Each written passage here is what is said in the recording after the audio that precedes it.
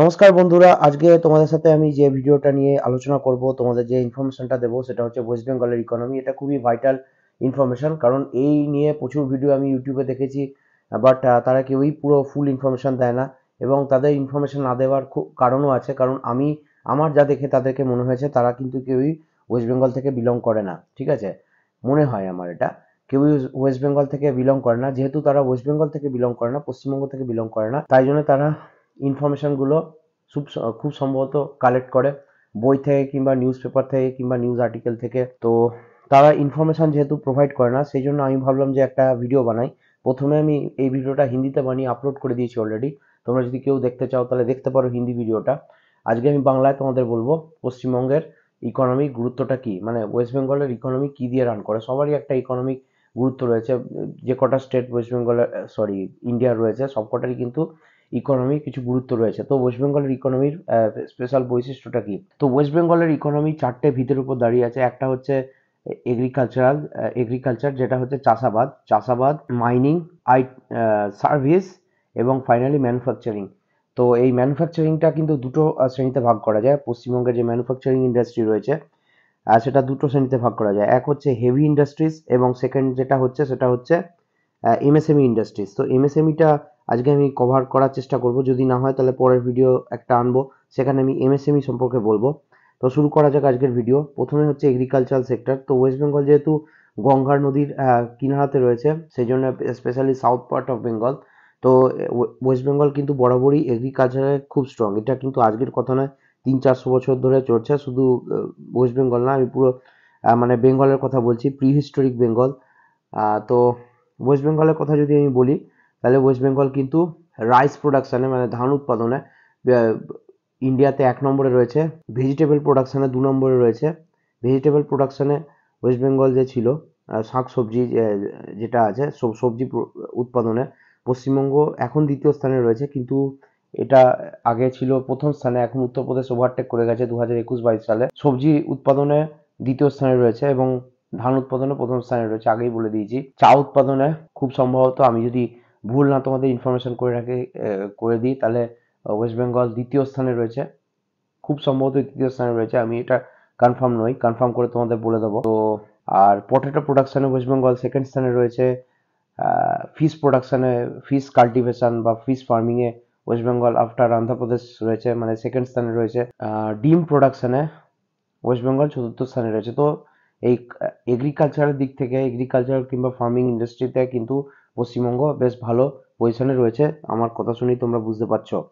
দ্বিতীয় যে গুরুত্বপূর্ণ ইনফরমেশন তোমাদের দেবো, সেটা হচ্ছে মাইনিং ইন্ডাস্ট্রি সম্পর্কে। মাইনিং ইন্ডাস্ট্রি খুব গুরুত্বপূর্ণ পশ্চিমবঙ্গের একটি ইকোনমিক একটা কম্পোনেন্ট বলা যায়। এখান থেকে প্রচুর ওয়েস্ট বেঙ্গল কিন্তু আর্ন করে থাকে, কারণ পশ্চিমবঙ্গের মতন খুব কমই ইন্ডিয়া স্টেট পাবে যারা কিন্তু এই যে মিনারেল রিচ এই তকমাটা রয়েছে।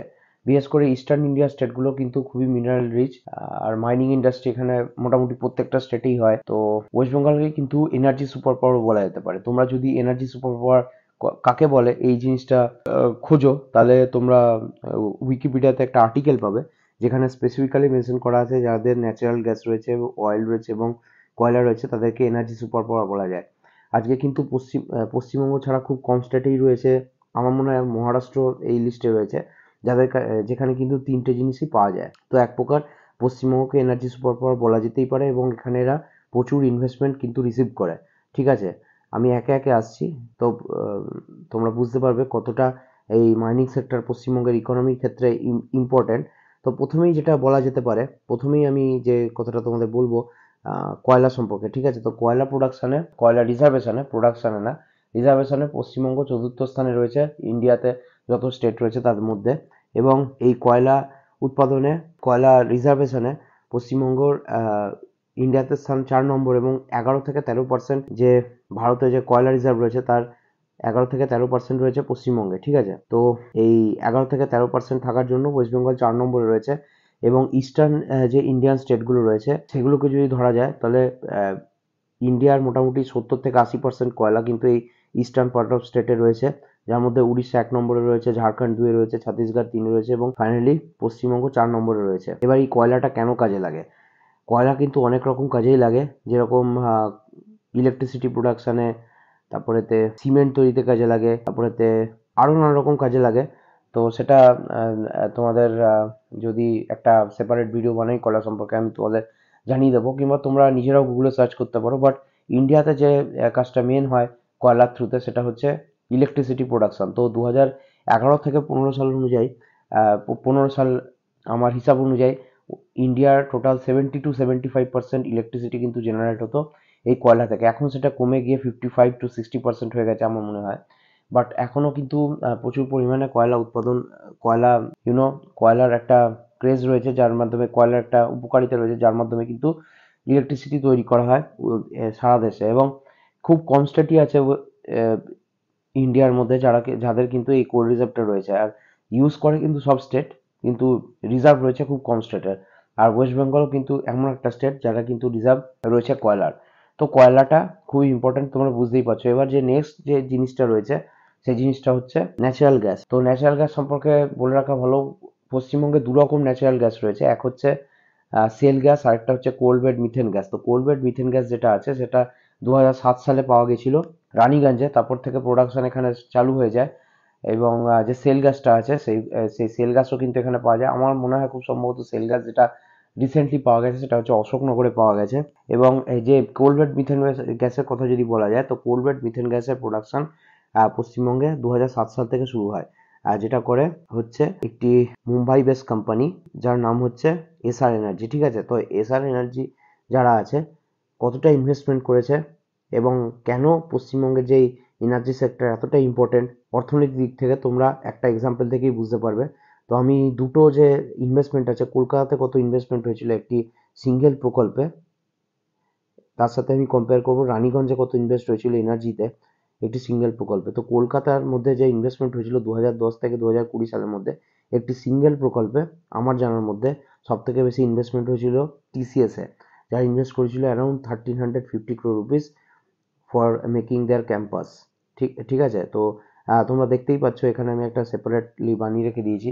আর যদি ধরা হয় রানীগঞ্জের কথা, তো রানীগঞ্জে অ্যারাউন্ড 5000 crore rupees ইনভেস্ট করেছিল হচ্ছে এসআর এনার্জি। ঠিক আছে, এবং শুধু এরা ইনভেস্টই করেনি, এখানে যে ফ্যাক্টরি তৈরি করেছিল সেটাই শুধু করেনি, এবং এরা আরও 2-3 মাস আগে আমি একটা নিউজ পেপারে পড়েছিলাম যে এরা আরও অ্যারাউন্ড 3000 কোটি টাকা ইনভেস্ট করতে চলেছে পশ্চিমবঙ্গে সেম প্রকল্পে। ঠিক আছে, তো তোমরা বুঝতেই পারছো এই যে প্রকল্পটি আছে এনার্জি সেক্টরে কিন্তু ওয়েস্ট বেঙ্গল প্রচুর ইনভেস্টমেন্ট পেয়ে থাকে এবং ফিউচারেও পাবে।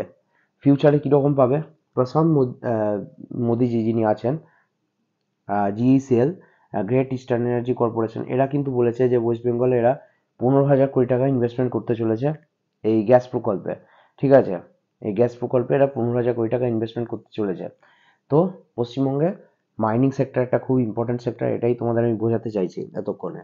তো এবং থার্ড যে ফেজটা হচ্ছে সেটা হচ্ছে অয়েল রিজার্ভেশন। পশ্চিমবঙ্গে যে অয়েল রিজার্ভেশন রিসেন্টলি কিন্তু পাওয়া গেছে, এটা কিন্তু একদিন জানা ছিল না যে পশ্চিমবঙ্গেও অয়েল রয়েছে। এবং পশ্চিমবঙ্গ হচ্ছে ইস্টার্ন পার্ট অফ ইন্ডিয়ার প্রথম স্টেট যেখানে কিনা মানে ন্যাচারাল অয়েলের খোঁজ পাওয়া গেছে, যেটা অশোকনগর উত্তর 24 পরগনাতে পাওয়া গেছে, যেটা 48 কিলোমিটার দূরে কলকাতা থেকে। তো ওএনজিসি যে আছে 3500 কোটি টাকা ইনভেস্ট অলরেডি করেছে এখানে। এখানে প্রচুর, এখানে শুধু তেল আছে সেটা নয়, গ্যাসও এখানে প্রচুর রিজার্ভ রয়েছে, সেটা হচ্ছে মেন কথা। ঠিক আছে, তো ওয়েস্ট বেঙ্গলে মাইনিং একটি খুব গুরুত্বপূর্ণ একটি ইন্ডাস্ট্রি, তোমরা বুঝতেই পারছো। এবার আমি নেক্সট যে ইন্ডাস্ট্রি আছে সেটাতে মুভ করছি, সেটা হচ্ছে সার্ভিস ইন্ডাস্ট্রি। সার্ভিস ইন্ডাস্ট্রি বলতে এখানে ব্যাংকিং সেক্টর রয়েছে, এখানে অনেক ব্যাংকের হেডকোয়ার্টার রয়েছে। প্রথম যে ব্যাংকের হেডকোয়ার্টারটি হলো সেটি হলো বন্ধন ব্যাংক। বন্ধন ব্যাংক যেটি হয়েছে সেটি 2011 সালে আবিষ্কার হয়েছে এবং এর হেডকোয়ার্টার কলকাতাতেই রয়েছে। বন্ধন ব্যাংক ছাড়াও যে যে ব্যাংকগুলো রয়েছে খুব সম্ভবত ইউকো ব্যাংকও রয়েছে, এলাহাবাদ ব্যাংক আগে ছিল, এখন মার্জ হয়ে গিয়ে অন্য জায়গাতে শিফট করে গেছে। ন্যাশনাল ইন্স্যুরেন্স কর্পোরেশন রয়েছে যাদের হেডকোয়ার্টার কলকাতাতে রয়েছে। তো এটা তো হলো ব্যাংকিং সেক্টর। এবং আরেকটি যে সেক্টর রয়েছে সেটা হচ্ছে আইটি এবং সফটওয়্যার ইন্ডাস্ট্রি। তো ওয়েস্ট বেঙ্গল আইটি এবং সফটওয়্যার ইন্ডাস্ট্রি প্রচুর পরে চালু করার জন্য অনেকটা পিছিয়ে গেছে। তো খুব একটা ভালো পজিশনে আমি বলবো না আছে, কিন্তু খুব খারাপ পজিশনেও নেই।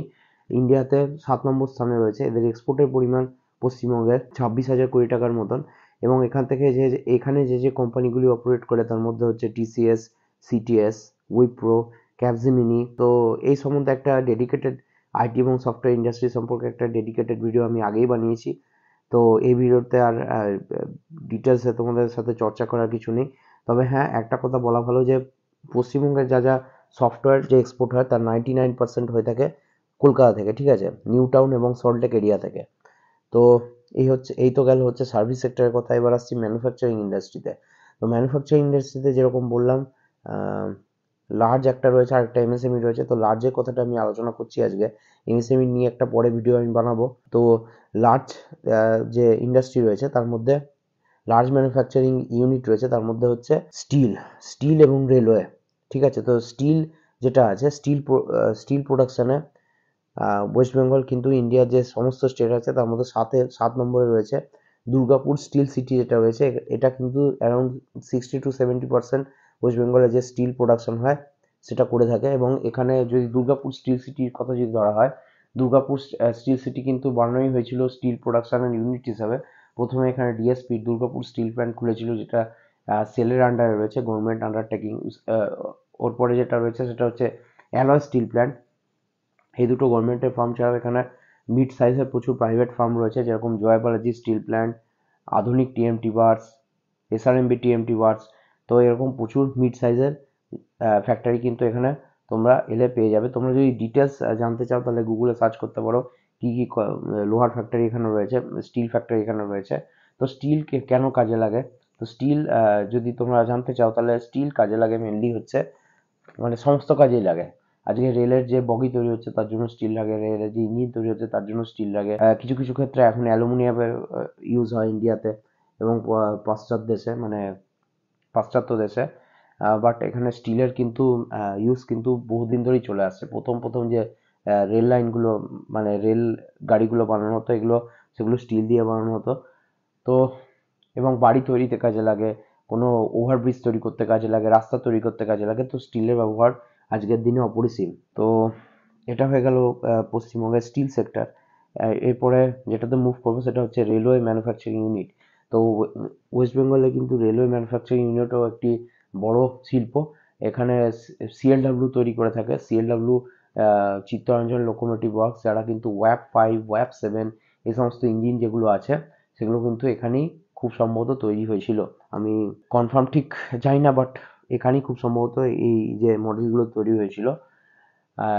সিএলডাব্লিউতে কিন্তু মোটামুটি 70-80%, 60-70% যে আগে যে ইঞ্জিনগুলো তৈরি হতো, 60-70% কিন্তু এখানেই তৈরি হতো এই সিএলডাব্লিউতে, 60-70%। আর আর বাকি যে ইউনিটগুলো ওয়েস্ট বেঙ্গল থেকে অপারেট করে, তারা কিন্তু মেনলি রেলের যে বগি আছে সেগুলো বানিয়ে থাকে, মানে কোচ যে আছে সেগুলো বানায়, কম্পার্টমেন্টগুলো। শুধু রেলের কম্পার্টমেন্ট না, এরা কিন্তু মেট্রো রেলের কোচও বানায়। তার মধ্যে হচ্ছে টেক্স ম্যাকো, যাদের হেড অফিসও কলকাতাতে রয়েছে এবং প্রোডাকশন ইউনিটও ওয়েস্ট বেঙ্গলে রয়েছে। টেক্স ম্যাকো ছাড়াও টিটাগড় ওয়াগন রয়েছে এবং জুপিটার ওয়াগন রয়েছে। এদেরও কিন্তু হেড অফিস কলকাতাতে রয়েছে এবং প্রোডাকশন ইউনিট রয়েছে হচ্ছে পশ্চিমবঙ্গে। এর মধ্যে টিটাগড় ওয়াগন সব থেকে বেশি ফেমাস। এদের যে ম্যানুফ্যাকচারিং ইউনিট রয়েছে, টিটাগড় বলে একটি শহর রয়েছে সেখানেই রয়েছে। এই যে টিটাগড় বাগান আছে, কিছুদিন আগে 2-3 বছর আগে খবর এসেছিল, ইটালি একটি ফার্মকে অ্যাকোয়ার করেছে, যার মাধ্যমে এরা মডার্ন যে মেট্রো রেলওয়ে সিস্টেম আছে, মেট্রো রেলের যে কোচ আছে সেগুলো তারা বানাবে। তো সেই অনুযায়ী এরা বানিয়েওছে প্রচুর যে মেট্রো রেলের কোচ রয়েছে। তো এই হচ্ছে ফার্স্ট ফেজ ওয়েস্ট বেঙ্গল ইকোনমির কি করে কন্ডাক্ট হয়। তোমাদের ভিডিওটা কেমন লাগলো অবশ্যই কমেন্ট সেকশনে কমেন্ট করে জানিও। তোমাদের আমি সেকেন্ড যে ভিডিওটা এর আনবো সেখানে আমি আলোচনা করব ওয়েস্ট বেঙ্গল এমএসএমই সেক্টরের সম্পর্কে। তো শুভরাত্রি, আর তোমাদের দিন শুভ হোক। আজকে এ পর্যন্তই রাখলাম। Good night.